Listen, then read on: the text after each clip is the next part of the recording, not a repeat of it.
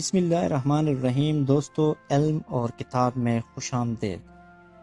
دوستو، آج جو کہانی ہم آپ کو سنانے جا رہے ہیں وہ ہے امریکہ کے ایک ایسے صدر کی جن کو سینے میں گولی لگ گئی تھی، لیکن اس نے ہسپتال جانے سے پہلے اپنے انتخابی جلسے کے دوران ایک بڑے مجمع کے سامنے اپنی تقریر مکمل کر لی۔ دوستو، کون تھے وہ صدر؟ انہیں گولی کس نے اور کیوں ماری؟ گولی چلانے والے کا انجام کیا ہوا؟ گولی اس کے جسم سے کیوں نہیں نکالی گئی؟ دوستو، آئیے اس ویڈیو میں جانتے ہیں۔ دوستو، امریکہ کے اس صدر کا نام تھیوڈور روزویلٹ تھا، جو 27 اکتوبر 1858 میں پیدا ہوئے۔ ٹیڈی کے نام سے مشہور روزویلٹ امریکی سیاستدان، ماہر حیوانات، تاریخ دان اور امریکہ کے 26 پریزیڈنٹ تھے۔ ان کی 1882 میں شائع ہونے والی کتاب دی نیول وار آف 1812 نے ان کو ایک ماہر تاریخ دان اور مقبول مصنف کے طور پر نمایاں کیا۔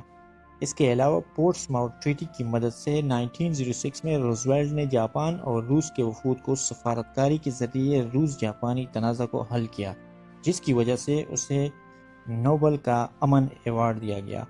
روزویلٹ بچپن سے دمہ کے مریض تھے۔ اسے بار بار رات کے وقت اچانک دمہ کے حملوں کا سامنا کرنا پڑتا۔ یہ حملے اتنے سخت ہوتے کہ اسے لگتا کہ وہ موت کے منہ میں جا چکا ہے۔ روزویلٹ اور اس کے والدین اسی مرض کی وجہ سے ہمیشہ خوفزدہ رہتے تھے اور ڈاکٹروں کے پاس بھی اس کا کوئی علاج نہیں تھا۔ اس مرض کے باوجود وہ ایک پرجوش اور شرارتی بچہ تھا۔ 1880 میں روزویلٹ نے ایلس ہیتھوے سے شادی کر لی۔ اس کی بیٹی ایلس لی روزویلٹ 12 فروری 1884 کو پیدا ہوئی۔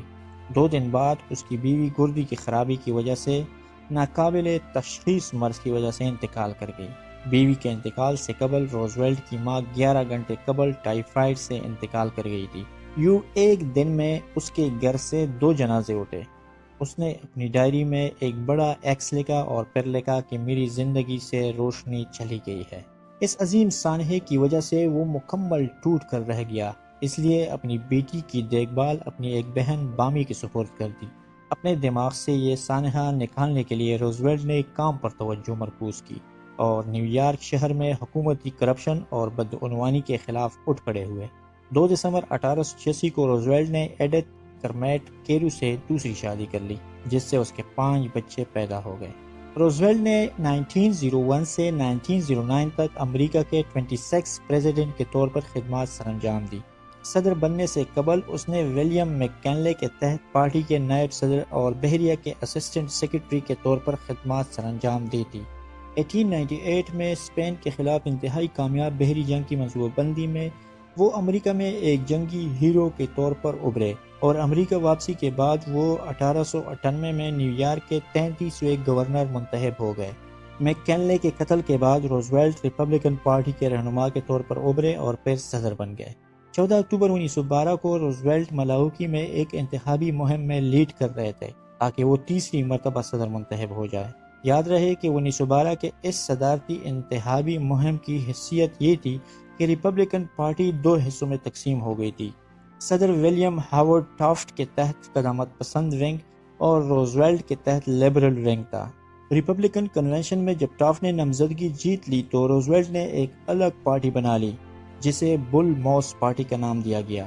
ٹافٹ اور اس کے حامی روزویلٹ پر یہ الزام لگا رہے تھے کہ روزویلٹ کرسی کا بھوکا ہے، اس لیے اپنی پارٹی توڑی، اور یہ کہ روزویلٹ نے روایت کو بھی توڑا ہے کہ ایک ہی امریکی صدر 2 دفعہ صدر بننے کے بعد تیسری دفعہ صدر نہیں بنتے۔ ٹافٹ کے علاوہ روزویلٹ کے لیے ڈیموکریٹک امیدوار ووڈرو ویلسن بھی ایک مضبوط حریف ثابت ہو رہے تھے۔ اس لیے اس انتخابی مہم میں اس وقت تک وہ روزانہ 15 سے 20 تقریریں کر رہے تھے، جن میں سے زیادہ تر 1 گھنٹے یا بعض اوقات اس سے بھی زیادہ ہوتی تھی۔ لیکن اس دن یعنی 14 اکتوبر کو روزویلٹ کچھ اچھا محسوس نہیں کر رہے تھے۔ اس کے گلے میں خارش تھی، وہ تھکا ہوا تھا اور اس لیے اس نے نسبتاً جلدی کام روکنے کا منصوبہ بنایا۔ جو روزویلٹ اور اس کی سیکیورٹی ٹیم کو معلوم نہیں تھا وہ یہ تھا کہ .38 کیلیبر ریوالور لیے ایک شخص بھی اسی مہم میں چھپا ہوا تھا۔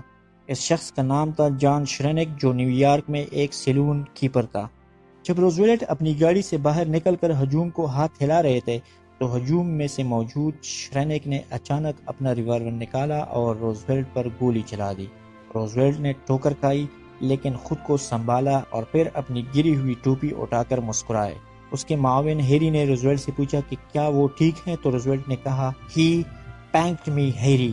شرینک کی یہ گولی روزویلٹ کی تقریر کے ایک موٹی 50 صفحات پر مشتمل ایک فولڈ کاپی سے گزر کر سٹیل آئی گلاس کیس میں سے گھسنے کے بعد روزویلٹ کے سینے میں لگی۔ شرینک کو فوری طور پر غیر مسلح کر کے پکڑا گیا۔ اس وقت اگر روزویلٹ نے چلا کر یہ نہ کہا ہوتا کہ اس کو کچھ نہ کہو تو شاید لوگ اسے مار دیتے۔